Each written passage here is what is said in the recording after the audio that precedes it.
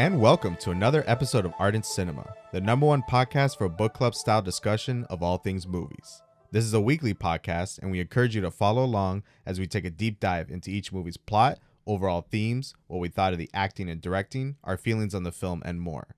At the end of each episode, we will announce the movie for next week, so make sure to listen until the end. I am your complete host, Sean. I am your ambassador of Quan, Danny. Welcome to the show. Soy Alejandra de España, no hablo español.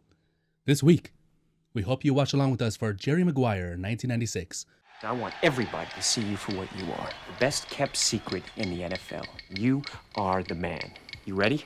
Yep. Let's go. Oh, he goes down! Mr. Maguire, this is his 4th concussion. Hey. It would take a tank to stop your dad. My name is Jerry Maguire. I'm a sports agent. Fuck you. You could say I'm at the top of my game, but something just isn't right. Can you sign my card? Sorry, little fella. I can't sign this brand of card. Only Pro Jam Blue Dot cards. And lately, it's getting worse. Well, boo fucking who? I began writing what they call a mission statement. The answer was fewer clients, less money. How long do you give him? About a week. I came here to fire you, Jerry. You are hanging on by a very thin thread. And I dig that about you. I will stay with you. I will go with you. You are a single mother. You have given up the right to be frivolous. You will have a medical program. Oh, sure, yes, medical. You fuck this up, I'll kill you. Available on Netflix and Blu-ray. Written and directed by Cameron Crowe. You may know him from his work on Almost Famous and Vanilla Sky. Starring Tom Cruise as Jerry Maguire, Cuba Gooding Jr. as Rod Tidwell, Regina King as Marcy Tidwell, and Renee Zellweger as Dorothy Boyd. After Jerry Maguire grows a conscience, he's forced out of the cutthroat corporate world and has to learn how to navigate his new status in life as the other. Dorothy has found a gold-paved road out of Kansas, but the cracks are starting to show. Will they complete each other or spend the next 10 years being polite? Stick around to find out on this episode of Ardent Cinema. Oh, we're doing that now? Stay tuned. Come back next week. That's the end. Goodbye.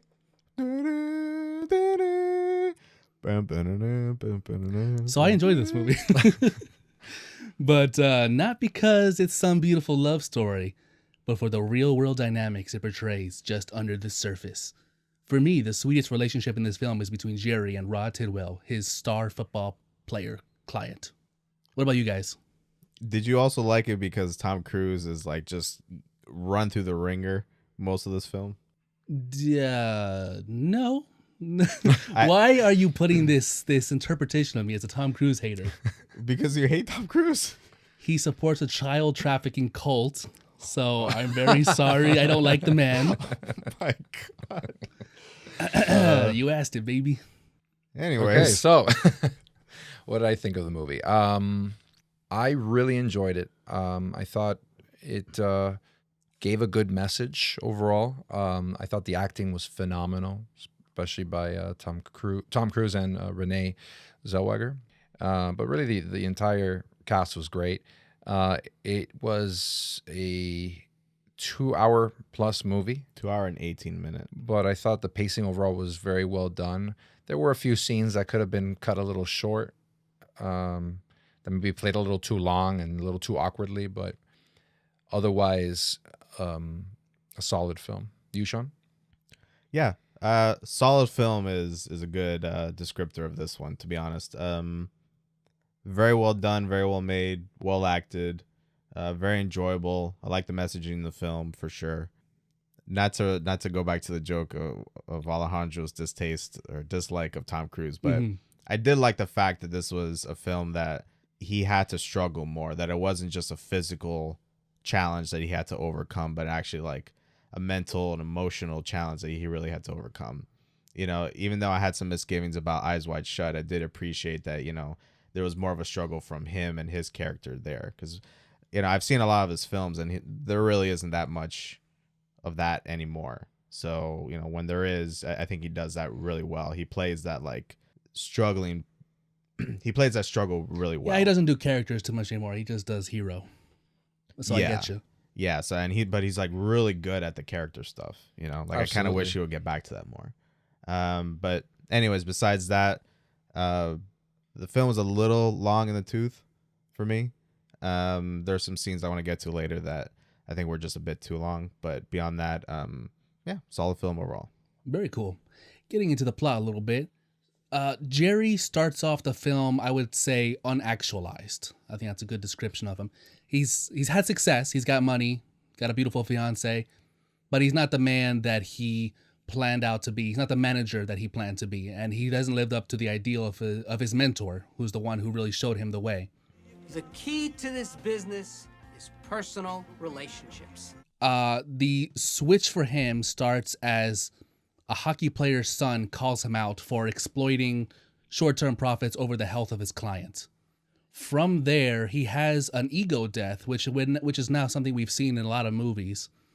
He breaks out in a fever and he's manic, and he has to get this out. He has to affect some kind of change. So he writes out a long memo. Mission statement. Not a memo, a mission statement. A long mission statement, as I said, yes, to the whole company, where he it's a long thing, it's like 30 pages, but I think he emphasizes focusing on the person as opposed to the product and not prioritizing numbers and money. Yeah. So that they could really actually positively affect the player and make their profits as opposed to prioritizing one thing or the other. Right, having less clients to put more focus and attention on them. Right. Is one of the things he said. So that's a big change. Yeah, it's a interesting film because it's both deeply hopeful and deeply cynical all at the same time. Like, deeply hopeful because the main character wants to affect this change that he finds is necessary for the benefit of everyone, especially for the health of the athletes. But at the same time, the way in which they portray that business, that industry is like very cutthroat. The athletes are just products rather than actual human beings. So he's hopeful that they'll adopt this new mission statement, and he sees very quickly that they put the kibosh on that. He called his little mini book, The Things You Think But Do Not Say. Right.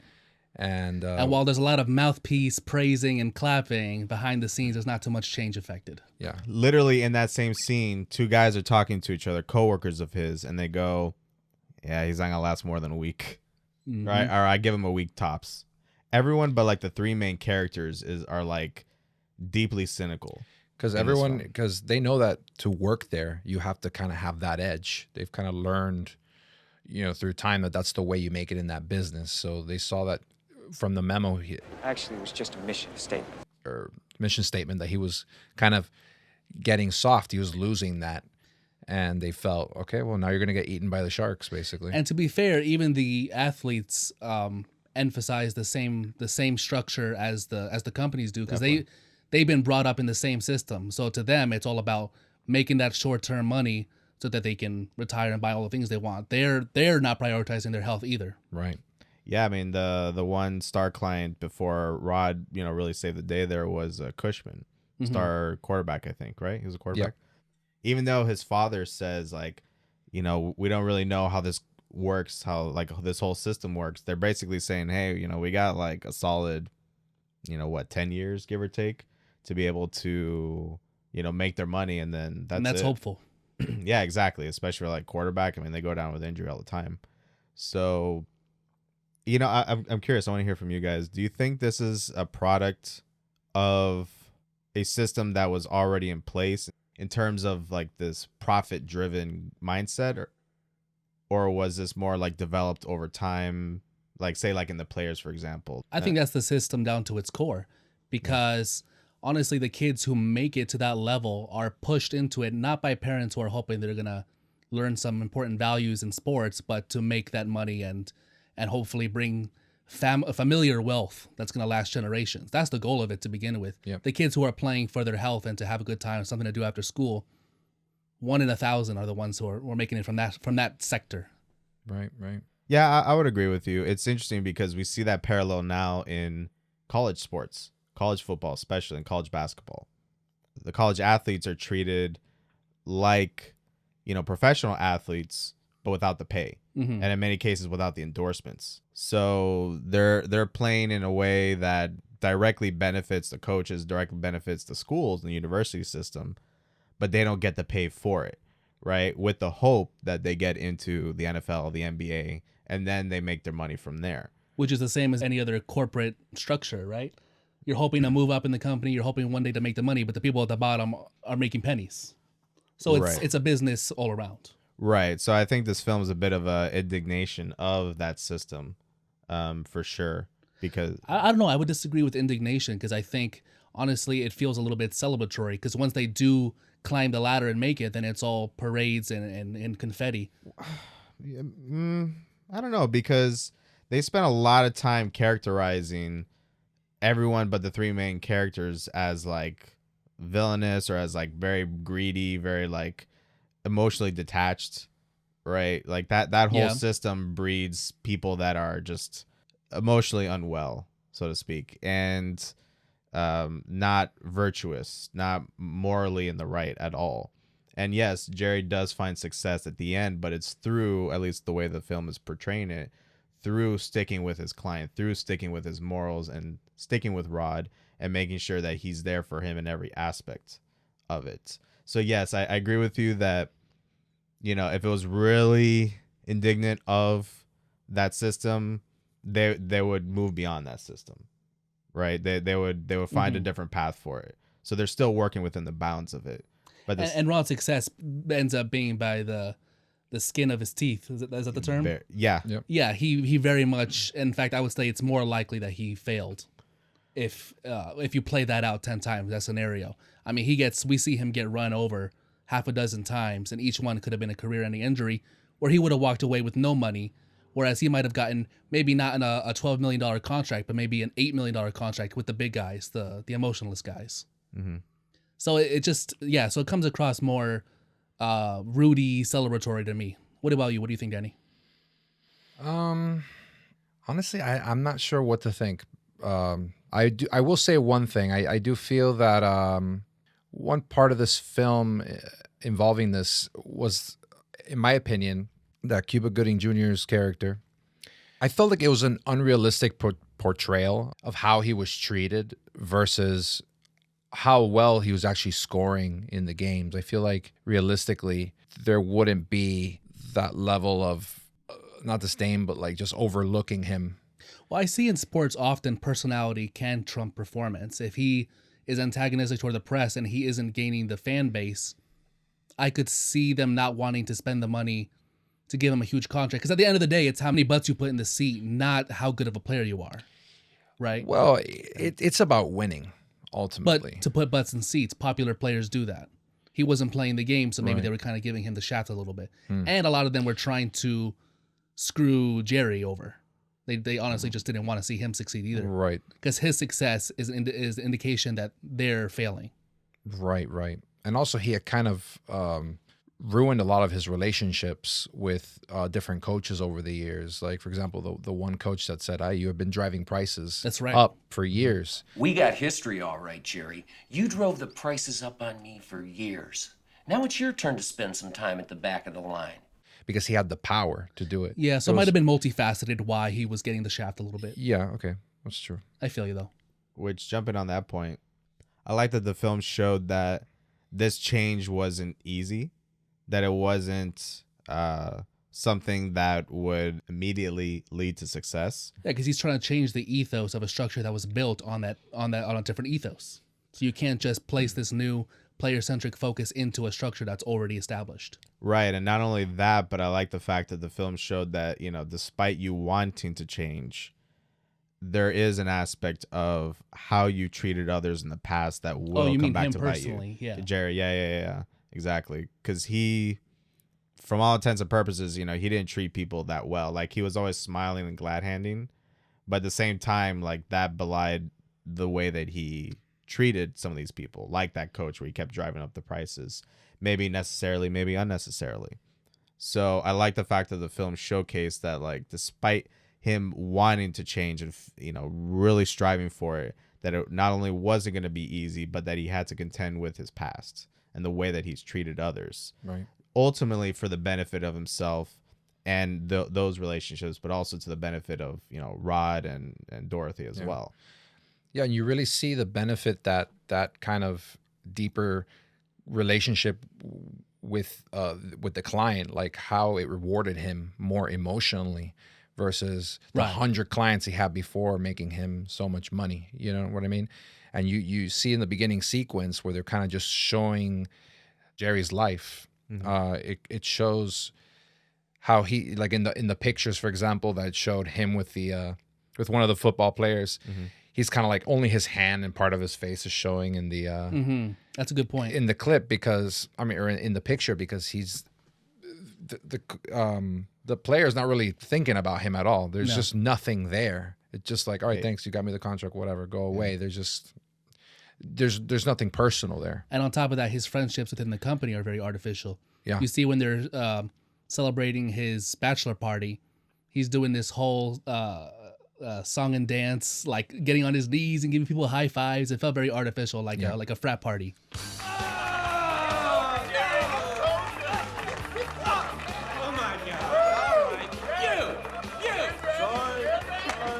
None of those people were his friends. Yeah, everyone's ready to throw him under the bus if it means that they can take his place, basically, in the company. So it goes towards the clients and it goes towards your coworkers. It's the entire ethos. Yeah.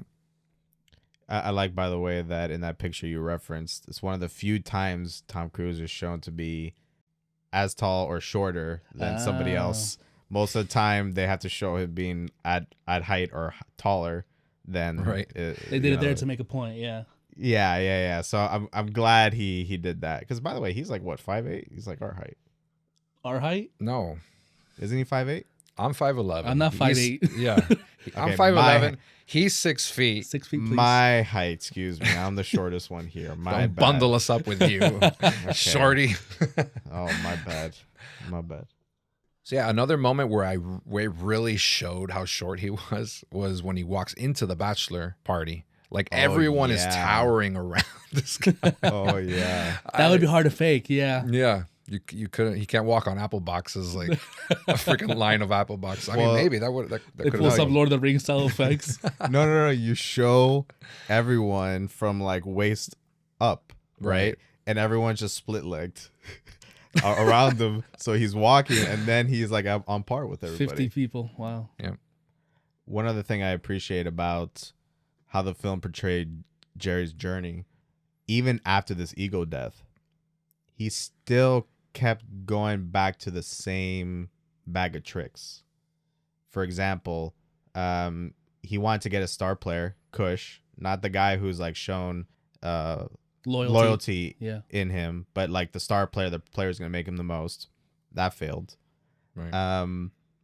But within that, you know, he sees Rod at, I think, the convention or at the draft or whatever, and he immediately like says hi to him and then leaves him, and then goes to say hi to Kush, right? So again, it's this idea that like everyone's a product, right? Like you deal with it for a moment and then you move on, and you spend more of the time on your golden cow, so to speak. Rod, gotta get back to Cushman. Oh, you gotta get back to your golden paycheck. Well, I'm curious, in that case, I don't know if there ever was an alternative. You can't be in two places at one time. He would have had to. Yeah. No, Like, but the thing is that like the way they're showing it is, at least the film I think is trying to portray it, is like, because he is not right. He's not living what he said he was going to do. Right. Well, you know, like that interpersonal relationship. He's just, again, still treating it as how he used to. Like he's learning how to move past that way to like interact with people. Mm-hmm. Well, there's a little bit of that, but at the same time, I think it's also the fact. I think you have to take a look at the situation itself, because that Rod was being a bit of a baby, wasn't he?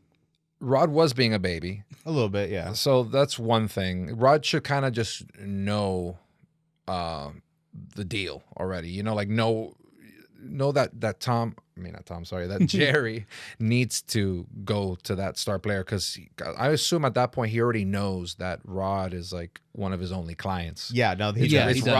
Rod knows that. And knows too. he's the #1 draft pick. Yeah. So he at this point it's desperation. He already lost all his other clients. He needs to keep Kush just to stay afloat at this point, or so he thinks. So yeah, I don't feel it's because he hadn't quite changed yet. It's just that he had to.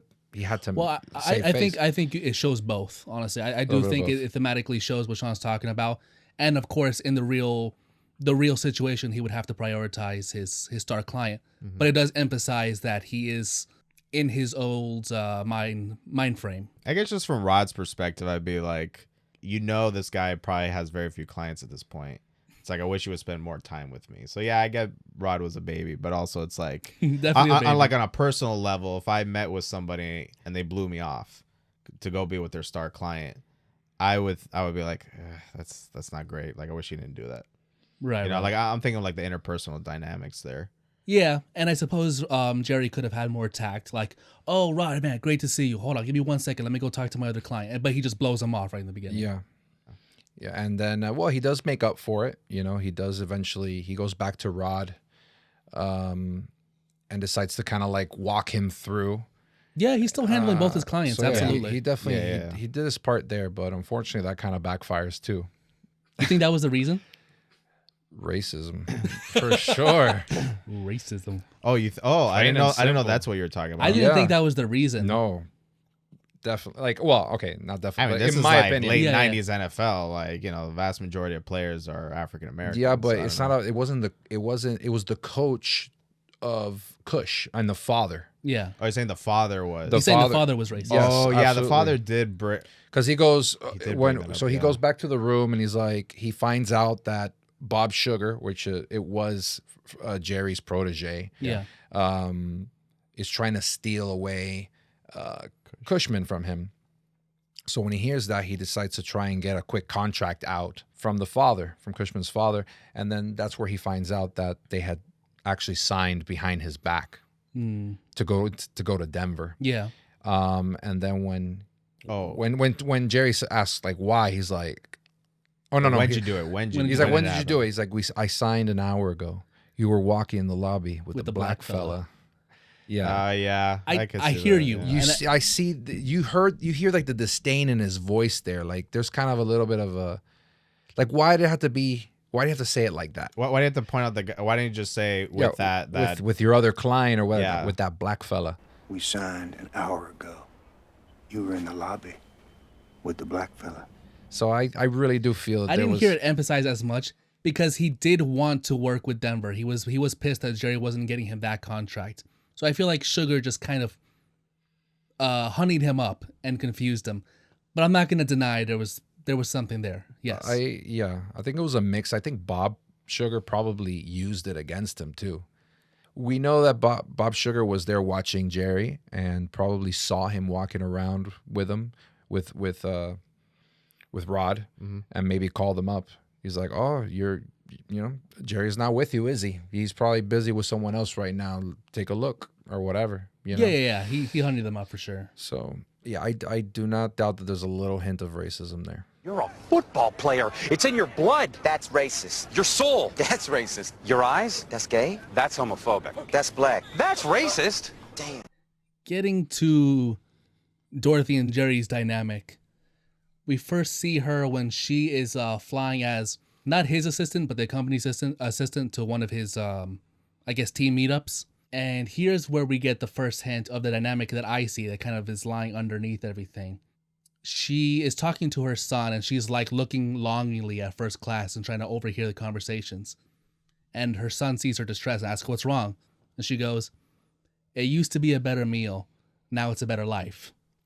She's longingly looking over. I really get the impression that she's already at this point looking for a ladder. That she is looking for somebody to save her from her life as a single mother who was kind of trapped financially. And what do you guys think about that? I feel like she is looking like for a ladder, but not in that way. I feel like she's just a hopeless romantic. And she just wants to find that deep connection again with someone. And she was hearing Jerry's conversation about him proposing, which was kind of a dull conversation. I'll be honest with you. Yeah. I think it was played that way. Yeah. But she still wants that kind of life. You know what I mean? And it's not like Jerry was at the top when she started, actually trying to be with him. Right, like Jerry had been fired from the company. She just at this moment he hasn't been fired yet. Right. Listen, he's gonna get back up there. He's a successful guy. He's got that drive. She's looking for some way out of her life, and he's always going to be the best opportunity for that. Whether he just got fired or not. So you just think that she's kind of using him in that regard? Not so pessimistically. I think there is attraction, and I think she likes him, but nothing more than that. But underneath it, it's looking for a ladder. I don't know a better way to describe that. Yeah, I think she's looking more for like emotional support because she's a single mother. Her husband died. But this apparently he died really years ago. Like she's had multiple men since then. This isn't like she currently needs support for the loss of her husband or anything. Well, yeah, she said she's been with 3 men in 4 years. I think it's so it's been at least 4 years, probably more. I would say. So she's looking for a partner, whether it's financial. I'm sure there's some amount to that. I mean, she does bring up her financial situation a bit in the film, but I think in that moment in the plane, I think I would tend to agree more with Danny in terms of like she's looking for love. Like she wants to find a partner, not someone who will take care of her, but someone who they can both take care of each other and the family. I'll give 2 pieces of evidence that contradict that. One, I'm going to bring up her final line in the movie. Comes across as romantic, but I don't see it as romantic, which is "You had me at hello," which really just kind of says everything to me, where it was his status that she was always attracted to or in love with. "You had me at hello" tells us that it's nothing about him that she loves. Oh. I loved you straight from the start, from a distance. Oh, I feel like that's definitely like more leaning towards hopeless romantic. Like she's like infatuated with him, but not because of his status. Well, you could argue what it's for, but it's not him, is what I'm saying. It's not his personality. It's nothing about him that she loves. No, well, as she says, she loves the man that he wants to become, right? And the man, and at that point, he's already at his lowest. Sure, but these are abstractions, right? But people fall in love with that kind of stuff. I think. Well, let me bring up my second point too. Sure. It's actually stated just several times flatly that she's using him, that she knows that he's at a low point in his life and she's taking advantage of that to get into bed with the guy who she normally wouldn't be able to. And then it gets swept under the rug when the music starts and all that. That's true. That is true. She does say that. But I feel, again, it's not for the money or status. I think it's just because she wants to, because she just likes him. She could never get a nice guy like that? I mean, you gotta remember, they also like portray him as like very handsome. Beyond the fact that Tom Cruise is a handsome guy, like she is just as an attractive person, like he is very attractive, and like they bring. She's that up. a good-looking girl too, but I hear you. Yeah, it's tough. And the way I interpret "You had me at hello," I kind of feel like just him kind of returning from where he was just to get her back was enough. You know, just the fact that he came back and walked into that room and was there for her again, I think that's why she said it, basically. Yeah, I would agree with Danny on that point. I think it's just the fact that like he's trying, because again, she said many times like I'm in love with the guy that he wants to be, that he almost is, and that to me signals more like this. She's in love with the person that he wants to become, this new emotional, more caring, kind person that takes care of people. I feel like she's more in love with that and that ideal, which granted is not the person he is yet, but more so than like any status. I think her goal there was just to not be alone, really, honestly. I think her and Jerry kind of share that a little bit. Oh, him. Well, that's curious because I kind of see this nanny character is interestingly placed in the movie, who clearly has kind of been longing for her. Oh, yeah. So she has the opportunity at comfort, but he's kind of a loser. And I think he's intentionally played to be. Yeah, I mean, well, she has standards. But he's a nice guy, and he was treating her well, but he's not going to take her anywhere. I mean, again, that's one interpretation. But they don't. No, I'm just stating my interpretation. But there's no chemistry between them. He's like this artsy guy that loves jazz. Let's talk about chemistry. There's no chemistry between these two characters. Who, Dorothy and Jerry do not have chemistry, and I will die on that hill. You see it in the beginning. You do see it in the beginning, I think. I see lustfulness, but once they're a couple, it's dry. Yeah. Once they're a couple, that's it. It kind of goes off. Well, that's actually a point of the film, is that Jerry is the kind of man who's bad at intimacy. Well, that's one excuse for that. But I mean, they hit you over the head a lot with that. I mean, like there's a whole video that's played Like a montage. a montage of all his past dates and his past women he's been with. Mhm. They're talking about. I mean, Jerry is great at friendship. He's just really bad at intimacy. You can't say I love him. Are you listening, Jerry? Lies, lies, lies. He's an agent. He lies. He's a great friend. He'll always be there for you, but it's just terrible at intimacy. He doesn't know how to do it. So are you saying intimacy is the same as chemistry? Because I really didn't see the chemistry. Yeah, I think they're one and the same. You know, if it's romantic there, like they can joke around and stuff like that, but once you start getting to like an actual relationship and what that looks like, then he doesn't have the capability at that moment to be able to actually, you know. I might have agreed with you if I also didn't feel it in the beginning. Like when they meet in the airport, for me, it's not there.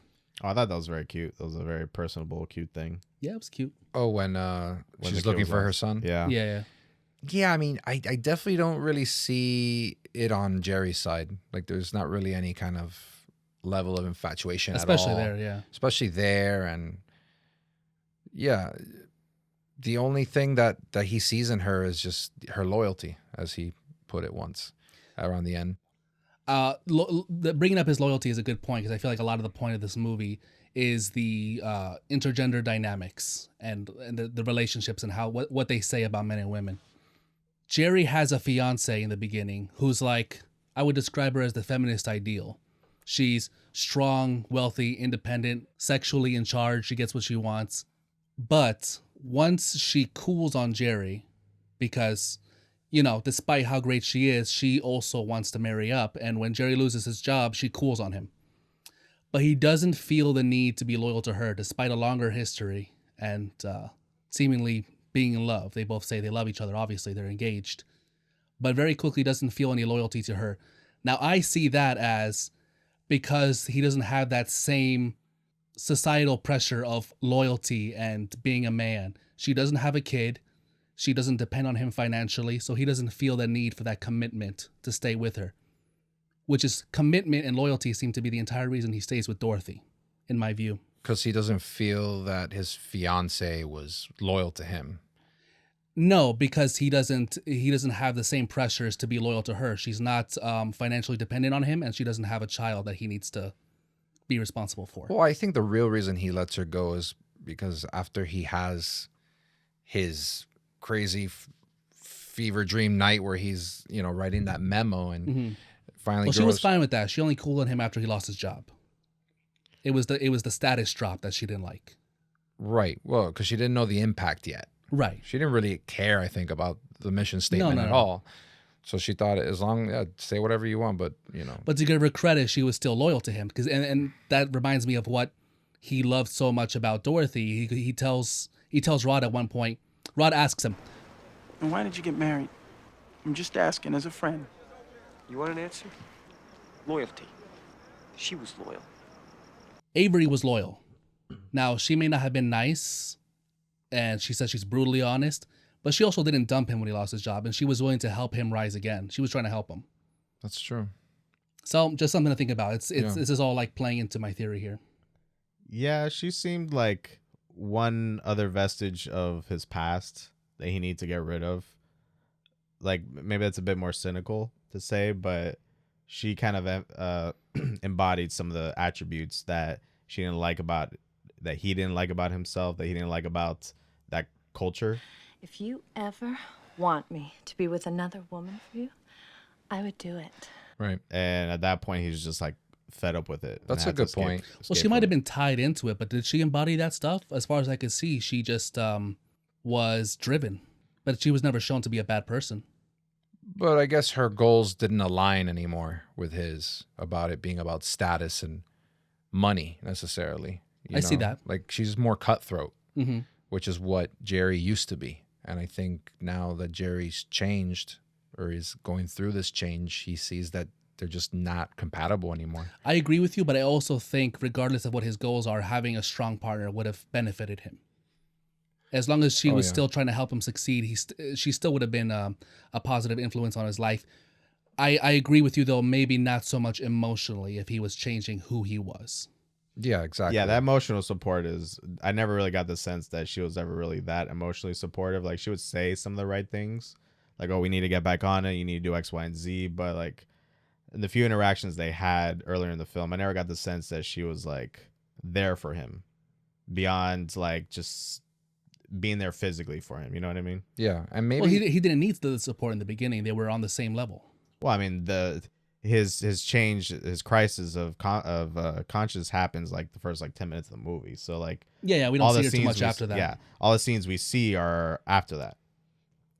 You know, I at least for me, I never really got the sense that she or him, to be fair, were really ever supportive of one another beyond just like career climbing. You know what I mean? Like, I never got the sense that she was like caring about how he was feeling or how he was doing. Well, all I'm saying is they were on the same level on that point, because that's what he was. That's what his whole life was about at that point too. Career climbing. No, I agree. I'm saying for both of them. Yeah. An example of the alternative relationship that we don't see in Jerry and Dorothy, Rod and Marcy Tidwell.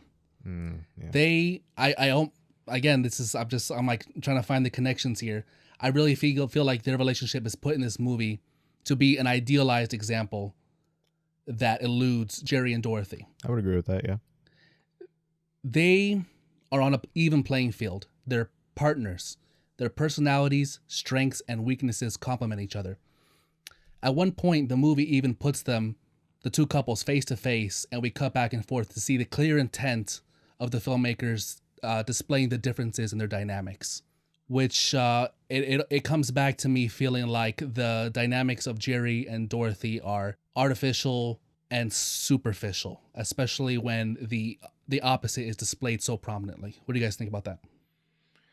Yeah, I definitely agree for the most part. Again, I think their intentions are a little different, in my opinion, than what you think with Dorothy. Again, just I think she is using him, but like more to essentially just using him because she just feels lonely, and he kind of he checks all the right boxes for her. Yeah. And a big part of her life is her son, and it really does help that he kind of falls more so for the son than for her. You know? That seems to be the bigger driver holding him there. That's really what's holding him. If that wasn't there, I don't think it would have.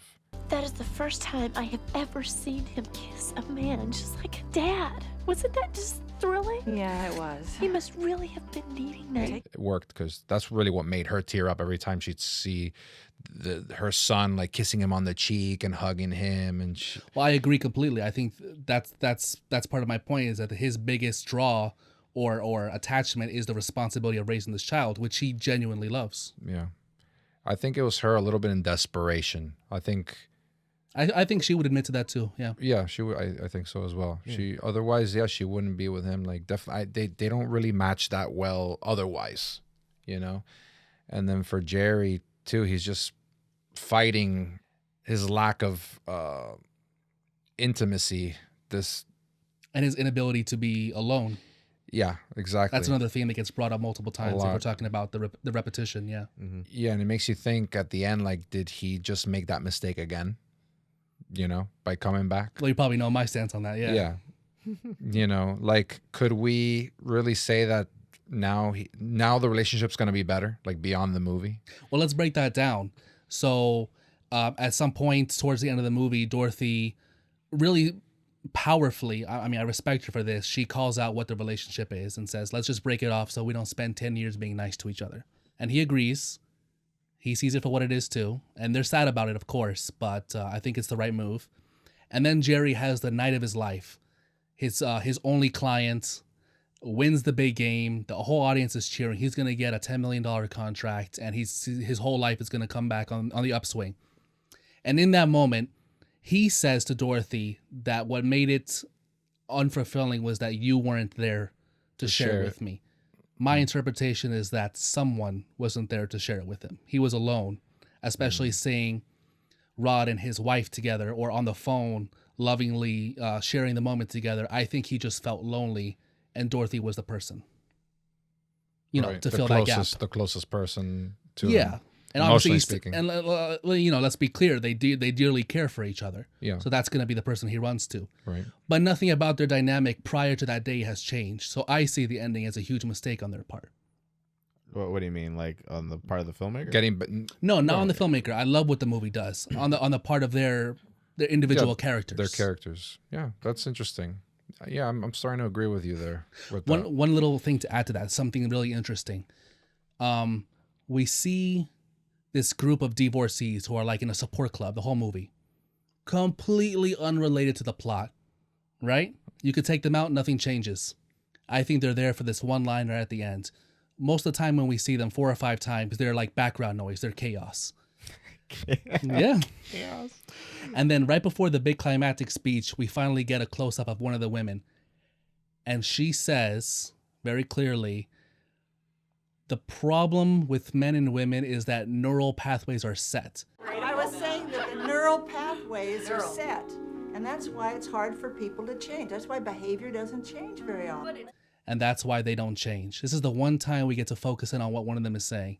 And then boom, Jerry comes in and they have their big final speech. I think that's a clear indication that they are not going to change. It could be argued the opposite, that she was just proven wrong at the same time. You could say that. Right.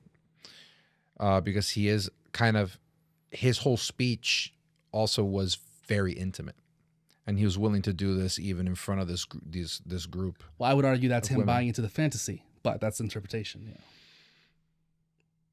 Yeah, it's tough. It can go either way, I think.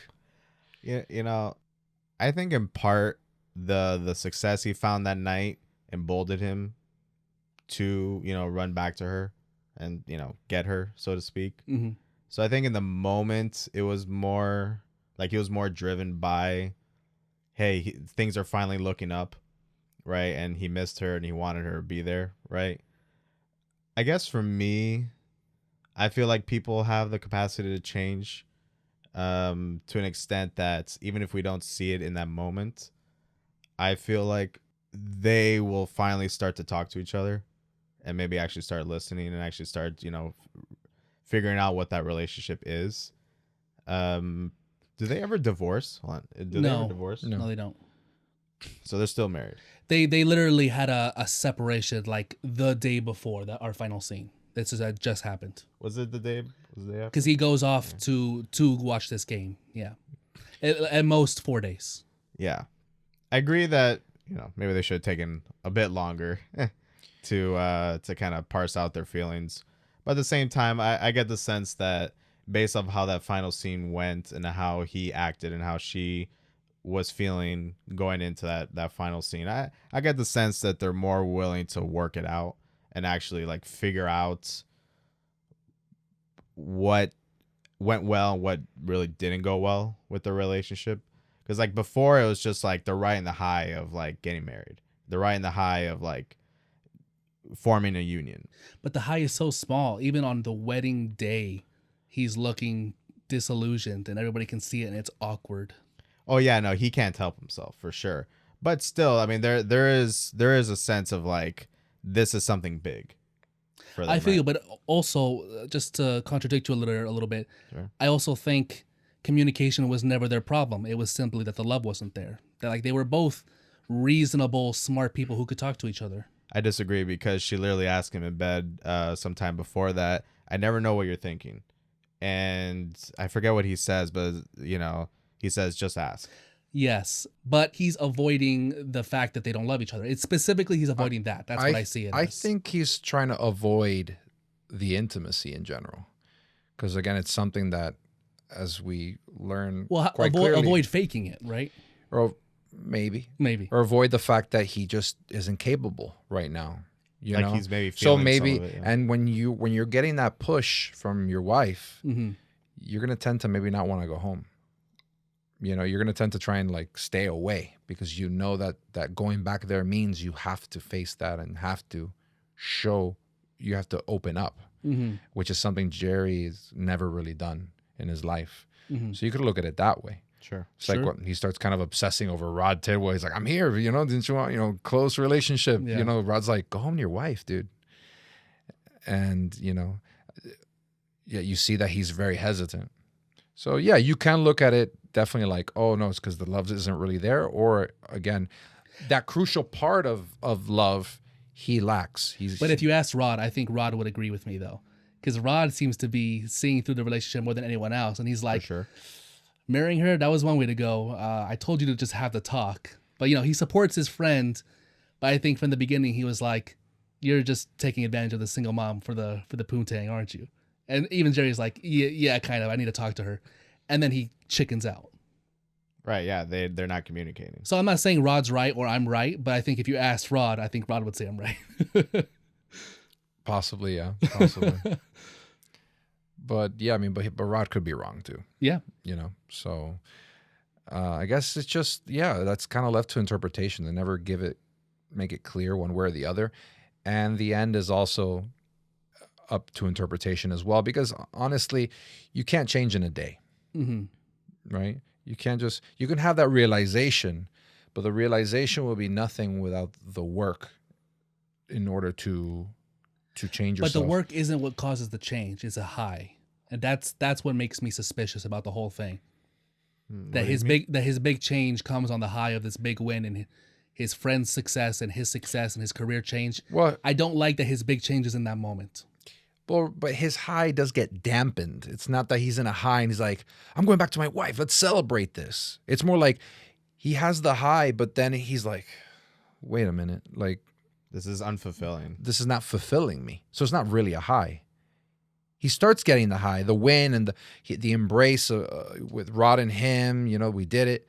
But then you see him in the back, like he stops kind of celebrating.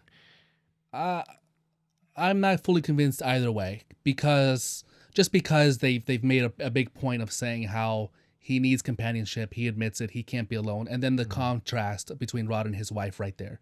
So I'll leave that open. I love you so much. Oh, yeah. I love you. Yeah, I mean, realistically, if I was Jerry's therapist, right, I'd be like, Jerry, first of all, you need some time alone. Yeah, exactly. You got to at least spend like 6 months to a year alone before it starts controlling your decisions in your life. You wanting to not be alone, because that's a very real thing. Right. But then he would say, I have this woman and child to support. Goodbye, therapist. You're a shitty therapist. Goodbye. I mean, But yeah, I think we all made our point there. Right. Do you have something to add? Yeah, it's interesting because it's like we're talking about at that moment.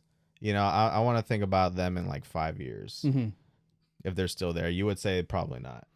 I would say they probably are unhappy as hell. What about you, Danny? What do you think? She's living in a nice house, lonely housewife, popping pills. Wow. And he's out there banging secretaries. No, come on, no. He never seemed like the cheating type. Come on. No, I think honestly it's 50-50. It just, again, it depends if Jerry's realization was strong enough that he actually starts working on change, and he starts working on opening up. They just leave that open-ended, Yeah. Because it's not, that part of it's not important to the film. But it just depends on what he does next, and we just don't know. I don't love the idea that something's wrong with him, though. I'm willing to accept that he's just not a super intimate guy. So for me, those hints that he's opening up would be hints that he's buying into an ideal which is not going to last. But that's just my interpretation. Part of his realization early on in the film is realizing that he doesn't want to be this guy that doesn't have relationships with people, like real relationships with people. That includes friendships and lovers, right?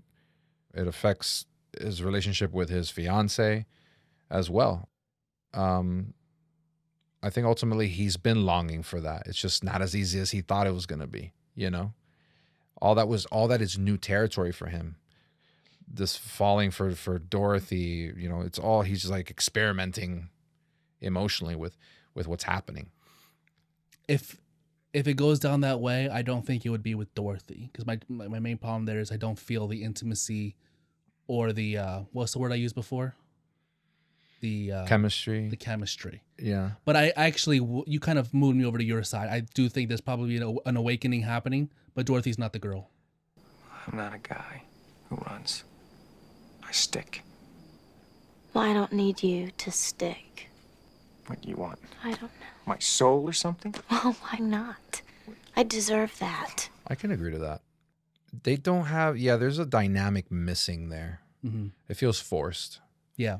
A bit. To answer my own question, will they be together in 5 years? Yeah. I think so too. I get the sense that even if the situation or the relationship there is not ideal, I think they can find some meaning in it and find enough that works for them to last in the relationship, even if it's not with like the perfect person that would be good for them. You know what I mean? Like I think there's a level of like good enough and find enough meaning in the relationship and enough things out of the relationship that works for them. Yeah. I definitely feel that they can be content with each other for sure. Yeah. And he also does, like I said, love the son. So there's that, and then he's now has a much more meaningful life in terms of his work. At the same time. I guess the son is at least going to come out of it okay, even if they do get divorced. He's at least going to have child support. He's going to be his friend. He's going to support him financially and emotionally. Yeah. So it's overall good, for Dorothy's family. Absolutely. But Dorothy's sister, man, she was on point the entire time, really trying to guide her the right way. Speaking of that, say one thing, do another. Telling her to do one thing, but then also kind of supporting her and helping her get Jerry. So she was talking out of both sides of her mouth there. Like what? Like she was saying, be careful with this guy. You don't get to bed with him. Keep this professional. But then she was helping Dorothy out a little bit too much to get this guy. So say one thing, do another. I don't have a big problem with it. Yeah, I can see it. Can we talk a little bit about Rod? Because, he's on his own journey, right? And we've kind of alluded to it earlier, but, he's getting a lot of pushback in terms of his prospects. And in part, maybe there's some like third party things going on that are causing him to not get the success he wants. Mm-hmm. There also is a sense that he views himself in a different way than other people do. Oh, definitely. Hey, I am an athlete. I am not an entertainer. Like he's the kind of guy that he sees himself as like the star. Yeah, big ego. Right? Superstar. What he does the best.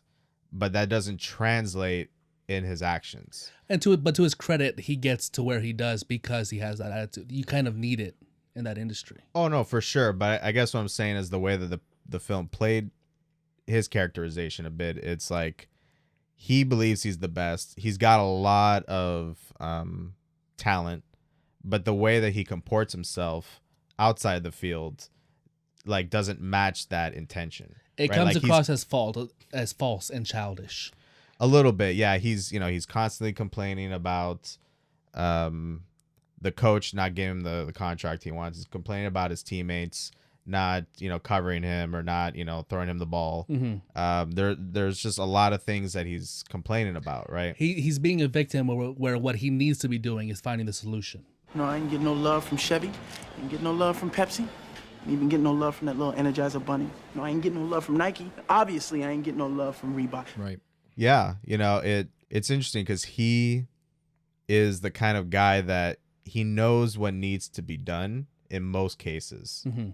except when it comes to himself, except when it comes to like how he is acting, right? Like there's a bit of a blind spot on his end, but I think his wife does a good job of like keeping him a little bit centered and kind of calling him out on like when she thinks he's acting out. No, yeah, she's the perfect counterpoint to him. Absolutely. And I think there's a problem that he has that a lot of successful people do, where the thing that got you to where you are is now the thing holding you back, and that's really hard to change. I feel like his ego and bravado got him there, but so he can't now drop it to get to the next point. Yeah, he needs to learn to channel that ego a different direction, into a more positive direction, too, because he's using the ego to then complain about everything essentially that he's not getting. Mm-hmm. What about the things so you everybody's are doing? doing him wrong? Exactly. You need to use that and use that charisma that you have to then to push your teammates up and to push yourself up positively and make yourself loved by the community. Exactly. It's funny, that final game that he wins, it's like the game that's going to send them into the playoffs. It's almost like that could have been its own sports movie on its own. And that just gets a line. Like, it's so unimportant to his career. Yeah, for sure. I mean, it's more important of like how he's viewed there at the end, right? Like, he had to have that whole moment of, is he going to get up? Is he not going to get up? But beyond that, like, what he did was just, scored touchdown, right? Mm-hmm. So it's yeah, he's an interesting guy because he definitely has the mindset of somebody who would have more success than he actually does, but in practice he doesn't actualize on those things that he talks about, right? Like the Quan, you mentioned you're the ambassador Quan, which I thought was like an interesting idea that they presented, right? I don't remember. What does that stand for? It's like love, community, I think wealth as well. Wealth, right? It's like all positive aspects all rolled up into one. You're the ambassador of. Okay, so you're the person who's going to get me all these things. I got you. Okay. Right. So, it's a very positive affirmation. It's a very positive thing to say, but he's shown, in his professional life to be very negative. Yeah. So it's like he knows what he needs to do. He knows the qualities that he needs to inhabit. He just doesn't know how to do it. And again, I think part of the messaging of the film is like, being able to find that support, maybe for good reasons or bad reasons, but, having that support system is very helpful. Dorothy's looking for support. Jerry's looking for support, like both more physically, I would say. And he's looking for support, right? He needs Jerry.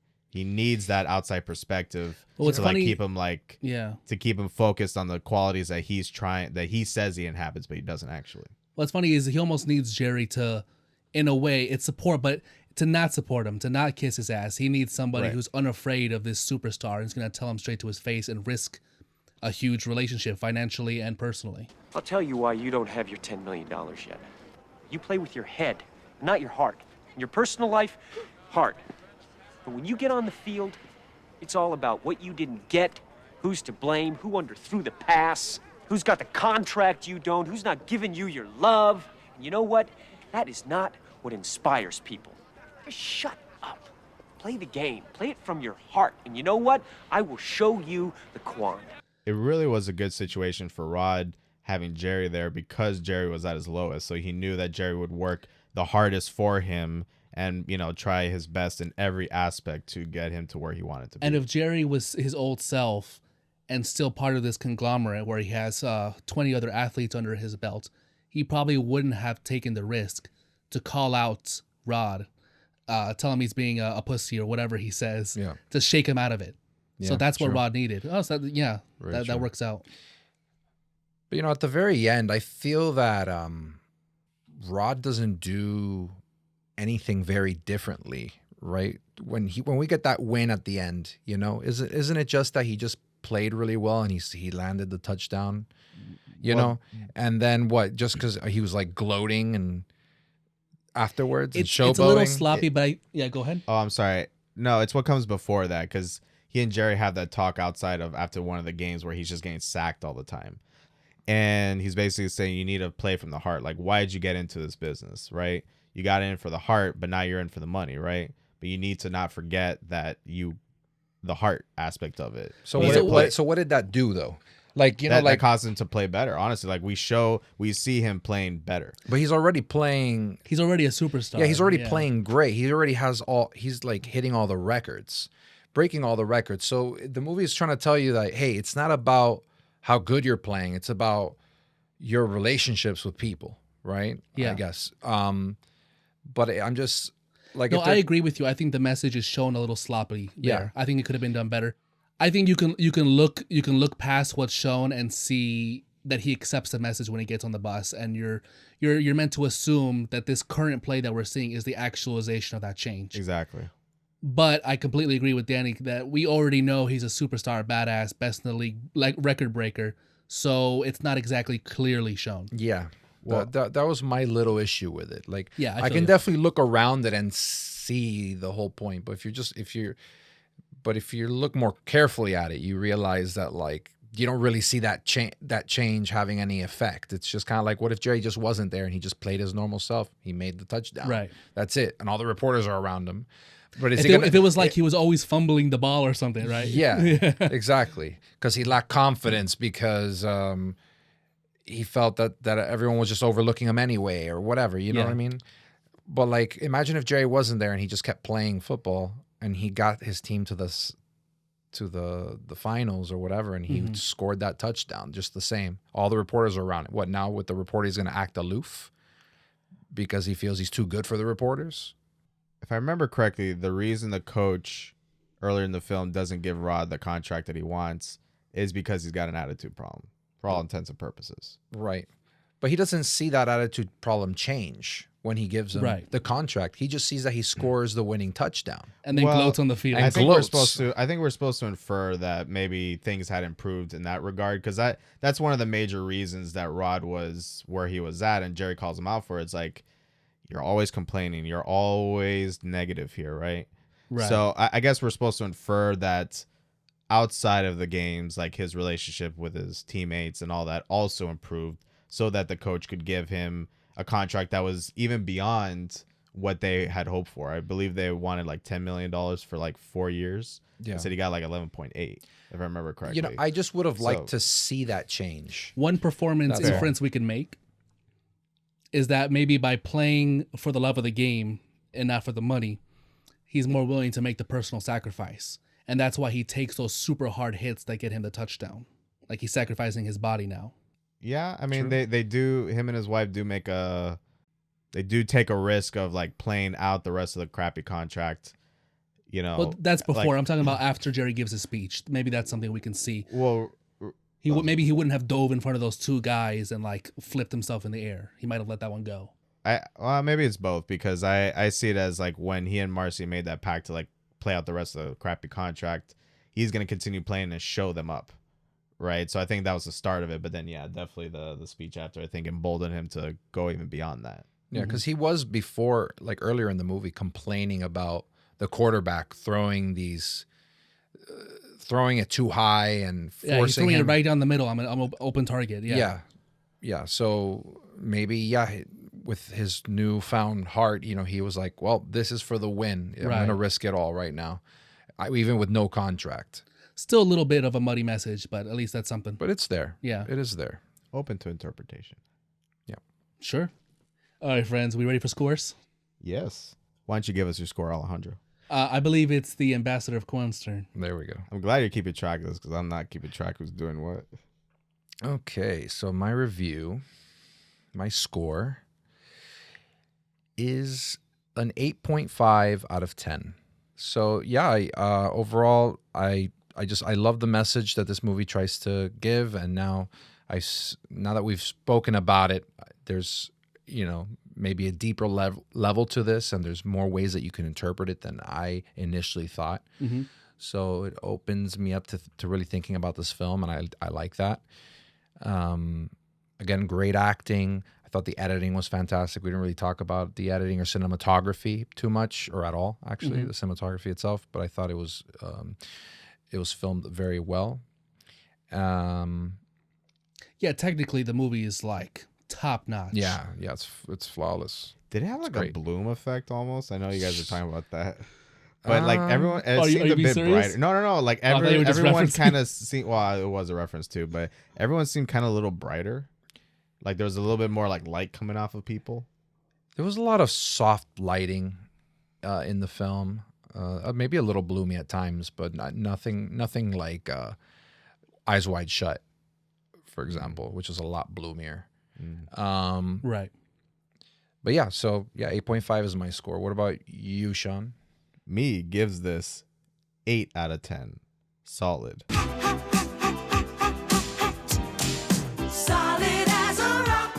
Jerry Maguire is a very heartwarming movie. It bucks some of the stereotypical elements of rom-coms, and it shows a truer-to-life picture of what a relationship of this type would look like. It's not without its faults, but the love can build with mutual connection and trust, at least in my opinion.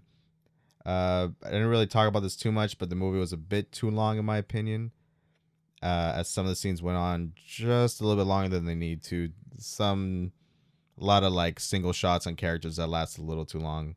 With that said, though, it's an easy watch of a film that, you know, wraps you up in its themes of love and family. So 8 out of 10. Very cool. Nice. I am also going 8 out of 10. Very well written film with lines that have permeated pop culture to this day. There's a lot to read into it, and it's chock full of career-defining performances. Honestly, if there wasn't these different interpretations of their character dynamics, I probably would have given it like a 6, because just as a straight romance, it didn't work for me, but there's so much more there. Fuck you. Very nice, very nice. And with that, join us next week for Lolita 1997.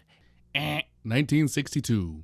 A middle-aged professor named Humbert travels to the U.S. and rents a room in the house of the widow Charlotte Hayes and becomes sexually attracted to her teenage daughter Dolores. Will this pervasive pursuit result in dire consequences? Let's find out. Where can they find us, Sean? They can find us on Instagram and Twitter at Ardent Cinema. And if you're listening to us on your favorite podcast app, give us a review and a rating, a comment. It goes a long way towards building the podcast, so we really appreciate it. And if you're listening to us on YouTube, hit like, click subscribe, and hit that little notify bell so you're made aware when new episodes drop every week. And with that, thank you very much, guys, for listening. We really appreciate it. We will bid you adieu. Farewell. Long live the new flesh. Unless you love everybody, you can't sell anybody.